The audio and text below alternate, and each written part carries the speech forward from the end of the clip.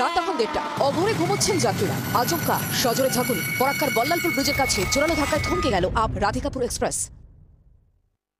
Rail সূত্রে জানা গিয়েছে, রেল লাইন ধরে ছুটে চলার সময় সামনে চলে আসে একটি বালি বোঝাই লরি। তাদের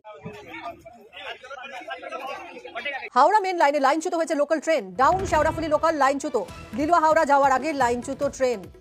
হ্যাঁ বন্ধুরা, ঘটনাটা আসলে মিথ্যা নয়। এই 2 সপ্তাহের মধ্যে কমসে কম 7টার বেশি ট্রেন দুর্ঘটনা হয়ে গেছে। তবে এত পরিমাণে ট্রেন দুর্ঘটনা হচ্ছে, তার পিছনে আসল কারণটা কি আছে?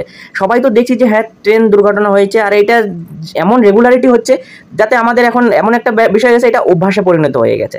তো এখন আমরা শুধু দেখছি আর গুনাগুনি করছি যে কটা ট্রেন দুর্ঘটনা হচ্ছে আর কতজন মারা গেছে। কখনো যদি দেখি যে হ্যাঁ আগের ঘটনার থেকে এই ঘটনায় একটু মানুষের মরার সংখ্যাটা কম আছে, তাহলে মনে একটু স্বস্তি লাগে, চলো এটাতে একটু কম আছে মরার সংখ্যা। তবে এরকম ঘটনা সচরাচর চললে তো হবে না, এর পিছনে আসল কারণটা কি আছে সেটাও খুঁজে বার করা দরকার। এটা কি আমাদের সরকারের গাফিলতি নাকি কোনো আলাদা কোনো কারণ আছে? তো এই বিষয় নিয়ে আজকে একটু যাচাই করব আর বিভিন্ন ধরনের জিনিস দেখিয়ে এটার সঙ্গে পর্যালোচনা করব। বন্ধুরা, আমার কাছে কিছু ভিডিও ফুটেজ এসেছে, সেই ভিডিও ফুটেজের মাধ্যমে আমি সবকিছু দেখার যে ঘটনাগুলো হচ্ছে সেগুলো দেখে আর মুখ বুঝে তো সহ্য করা যায় না। দিনের পর দিন এরকম ঘটনা হতে থাকলে মানুষ তো রেল চলাচলটাই ছেড়ে দেবে। আসলে এটা কি কোনো ঘটনা, মানে দুর্ঘটনা, নাকি জেনে বুঝে করা কোনো ঘটনা? সেই বিষয় নিয়ে আজকে একটু আলোচনা করব। আর যে ভিডিও ফুটেজগুলো আমার কাছে রয়েছে সেইগুলো শুধুমাত্র পর্যবেক্ষণের জন্য করা হচ্ছে, এটা কি কারোকে ডাইরেক্টলি দোষারোপ করা হচ্ছে না।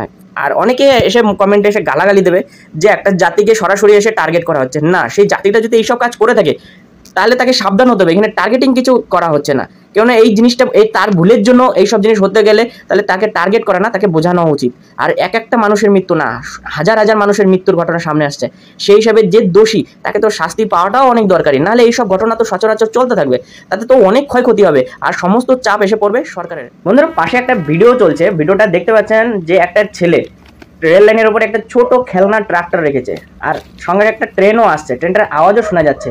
আর এইখানে সে বলছে এখন ট্রেন ভার্সেস ট্রাক, মানে এইটা করে সে ক্যামেরা রেকর্ড করছে। আর এর একটা বড় ইউটিউব চ্যানেলও আছে, সেই ইউটিউব চ্যানেলে এইসব আপডেট দেয়। সে ডেইলি বিভিন্ন রকম ট্রেন লাইনের উপর ভিডিও বানায় আর সেইগুলো সে আপডেট দিতে থাকে। আর তার ভিউজ অনেক আর সাবস্ক্রাইবারও অনেক, 200-র বেশি ভিডিও ছিল। কিন্তু ইদানিং সে অনেক ভিডিও ডিলিট করে দিয়েছে, যেগুলো আপত্তিজনক ছিল, যেগুলো থেকে বোঝা যেত যে হ্যাঁ এ কিছুটা হলো দোষী। তাহলে এই যে এখন যে ভিডিওটা দেখলেন, অনেকে বলতে পারে যে এই ভিডিওটা এমন কিছু প্রবলেম নাই যে এই ভিডিওটা, কিন্তু শুনুন, পুরো ভিডিওটা শোনার পরেই কিছুটা হলো ক্লিয়ার হবে। এই ছেলেটার নাম হলো গুলজার শেখ। এই ছেলেটার নাম হচ্ছে গুলজার শেখ, এর বাড়ি হচ্ছে ইউপি।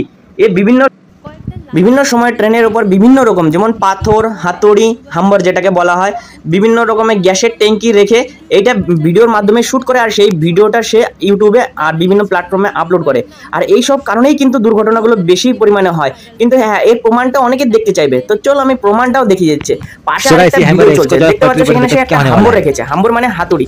এখন এই হাতুড়ি যে কোনো লোহার বস্তু যদি ট্রেন লাইনের পরে থাকে, আর সেইখান থেকে যখনই সুপারফাস্ট মানে কোনো রকম দ্রুতগামী ট্রেন যাওয়া আসা করে, অনেক সময় সেটা ট্রেনের লাইন থেকে লাইনচ্যুত হয়। আর এর কারণে বিভিন্ন রকমের বড় বড় দুর্ঘটনা হয়। আর তার পরিস্থিতিটা কি হয় পাশের ভিডিওতে তো দেখাই যাচ্ছে, যে এর পরিবর্তিতে এইসব দুর্ঘটনাগুলো দেখা যায় আর বিভিন্ন রকম হাদসা দেখা যায়, আর নাম হয় সরকারের। কিন্তু আসল কারণটা কিভাবে হচ্ছে সেটাও বোঝা উচিত। সবসময় বলা হয় যে একটা জাতিকে টার্গেট না।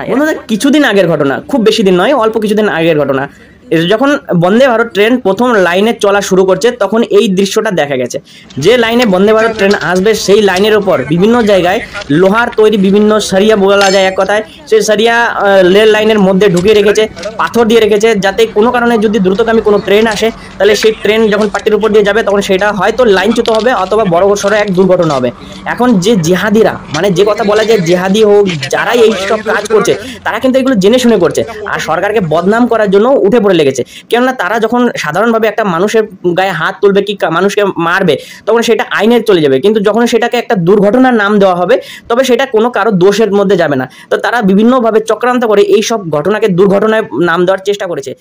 পাশের এই ভিডিওটাই লক্ষ্য করুন, এই ভিডিওটায় দুটো ছেলেকে দেখা যাচ্ছে, তারা হয়তো কোনো কারণে ওই লাইনের পাশ দিয়ে পেরোচ্ছিল, তখন তারা দেখতে পাচ্ছে যে লাইনের উপর কতগুলো পাথর দেওয়া রয়েছে। যখন তারা সেই পাথরগুলো সরাতে যায়, তখন দেখে তার থেকে আরো কিছুটা দূরে আরো কিছু পাথর সেখানে রাখা রয়েছে। তাহলে এইভাবে যদি ট্রেন লাইনের উপর পাথর রাখা হয়, তার মানে এটা তো জেনে শুনে করা হচ্ছে, এটা কোনো রকম কোনো ঘটনা না, মানে এটা জেনে শুনে করা হচ্ছে। রেল ঘটনা এত দ্রুত মানে এত বেশি পরিমাণে হচ্ছে, তার পিছনে হয়তো সবথেকে বড় কারণ এটাই। এছাড়াও আরও অনেক কিছু কারণ আছে। আর এই যে বড় বড় দুর্ঘটনাগুলো দেখা যায়, এর পিছনে কি এইগুলো দোষারোপ করা যায় না? একবার একটু ভেবেচিন্তে দেখবেন যে এই সব কারণে যদি দুর্ঘটনাগুলো হয়ে যায়, সেইগুলো তো দুর্ঘটনাই নাম দেবে, এগুলো তো কারোর নাম ধরতে পারছে না আর কাউকে নাম দিতে পারছে না, যার জন্য এই প্রবলেমগুলো বেশি দেখা যাচ্ছে। এখন সরকারকে এই সব মানুষদেরকে ধরতে হবে যে করে হোক, আর সেইভাবে করতে হবে। আর সরকার যতই সতর্ক হোক, এই সব এই যে কারণগুলো হলো, এই কারণগুলো তো জিহাদির তৈরি কারণ, যেসব জিহাদ করে তাদের কারণ। আর কিছু কারণ আছে যেগুলো সাধারণভাবে বোঝা যায়, যে এই কিছুদিন আগেই যে তাপমাত্রার পরিমাণ খুব বেশি পরিমাণে বৃদ্ধি পেয়েছিল। তা আমরা জানি যে যখন তাপমাত্রা বৃদ্ধি পায় তখন লোহা প্রসারিত হয়, আবার যখন ঠান্ডা হয় তখন সংকুচিত হয়। তাহলে এইভাবে সংকোচন আর প্রসারণের ফলে লোহার যে টেম্পার সেটা অনেক সময় অতিরিক্ত হয়ে যায়, তারপরে অনেক সময় সেগুলো ভেঙে যাওয়ারও সম্ভাবনা থাকে। তা দীর্ঘদিন যাবৎ যখন রেল লাইন একইভাবে পড়ে আছে, শীত গ্রীষ্ম বর্ষা সবসময় রোদ বৃষ্টি সব কিছু পেতে রয়েছে, তাহলে সেই হিসাবে তো রেল লাইনের যে মর্চা ধরে যেভাবে বলা যায় রেল লাইনের যে লোহার দুর্বলতা চলে আসে, সেই ক্ষেত্রে যখন ভারী কিছু জিনিস চলাচল করে, কি দ্রুতগামী কোনো জিনিস থাকে, তখন সে অনেক সময় সে রেল লাইন ফেটে যায়, ভেঙে যায়, অথবা রেল লাইন বেঁকে যায়, যার কারণেও কিন্তু এইসব দুর্ঘটনা ঘটে। এখন সবাই প্রশ্ন করতে পারে তাহলে সরকার কি করছে? হ্যাঁ, যখন কথা হয় করে যাচ্ছে, বেশিরভাগটা সবাই হিসাবের মধ্যে ধরে নেয়, কিন্তু দেশের উন্নতি করতে হবে, যেসব পুরনো জিনিস আছে তার নবীকরণ করতে গেলে যে তাতে টাকার দরকার, সেই জিনিসটা তারা কখনো বুঝতে চাইছে না। সরকার টাকা আমাদের ট্যাক্সের থেকেই নেয়, তারা তো আমাদের জন্যই কাজ করবে, কিন্তু তার জন্য বিরোধী পার্টিরা এমনভাবে বিরোধ শুরু করে দেয় যাতে কোনো কিছু করা সম্ভবই নয়। এই যে পার্লামেন্টের যে জিনিসগুলো চলছে, যেভাবে বিরোধ, যে কোনো জিনিসের নতুন কিছু করতে গেলে তার বিরোধিতা শুরু হয়ে যায়। এইসব বিরোধ করতে থাকলে কি করে উন্নতি সম্ভব? মানে একজন করতে যায়, 26 জন তাকে বাধা দিতে চায়, তাহলে এইটা কি সম্ভব? একটা ভেবে দেখুন, যখনই এইসব নিয়ে প্রশ্ন তোলা হয় সবসময় সরকারকে দোষারোপ করলেও হয় না, তখনও কিছু কিছু সময় নিজেদেরকে সহযোগিতা এগিয়ে দিতে হবে। যখন দেশের ডেভেলপ করার কথা ভাবতে হয়, তখন সবাইকে একসঙ্গে নামতে হয়, নাকি তার বিরোধে খাড়া হয়ে যেতে হবে। সবসময় দেখবেন একটা জিনিস, যে কোনো কিছু একটা করতে গেলে এইটা কেন করা লাগবে, একটু রাস্তা করতে গেলে আর রাস্তার কি দরকার আছে, এরকম বিরোধী পার্টি অনেক দেখা যায়।